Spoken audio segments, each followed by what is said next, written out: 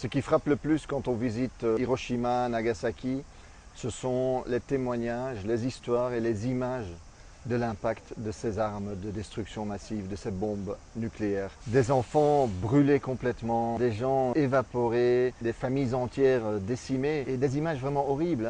Une mère et un enfant qui se tiennent morts sur un arrêt de tram, des bouts de peau qui à différents niveaux commencent à se défaire, qu'on peut presque peler.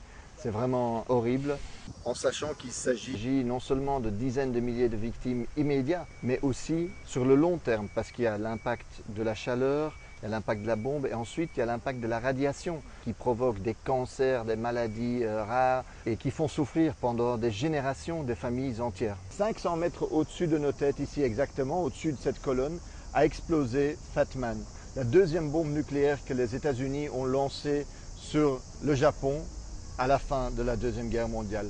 Une bombe nucléaire totalement inutile, parce que les Américains savaient que les Japonais allaient de toute manière capituler. Le général Eisenhower, futur président alors des États-Unis, a dit que c'était une bombe inutile à jeter.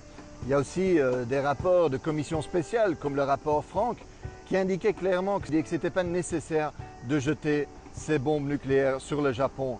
Mais ils l'ont fait quand même, les États-Unis, en guise de test, et pour montrer à l'Union soviétique, à leurs grands concurrents de l'époque, qu'ils étaient plus forts et qu'ils allaient s'imposer au niveau mondial.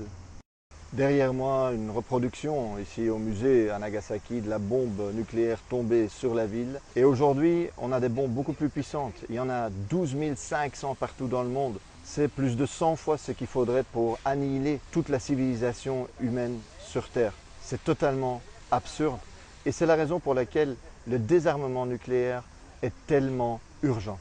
Pendant une semaine, nous avons participé à des manifestations, des conférences pour la paix. Nous avons porté, nous, un message de paix de l'Europe et nous avons pris l'engagement de, en Europe, demander, exiger de nos gouvernements que non seulement ils interdisent l'arme nucléaire, ils signent le traité pour interdire l'arme nucléaire, mais qu'en plus, on arrête cette folle course aux armements. Nous avons besoin d'investir dans nos écoles, dans nos hôpitaux, plutôt que d'acheter toujours plus d'armes, de produire toujours plus d'armes. D'ailleurs, on le voit bien en France. Aujourd'hui, ils auraient besoin de beaucoup plus de Canadair. On a assez d'avions de chasse, assez de chars. Investissons dans notre sécurité humaine.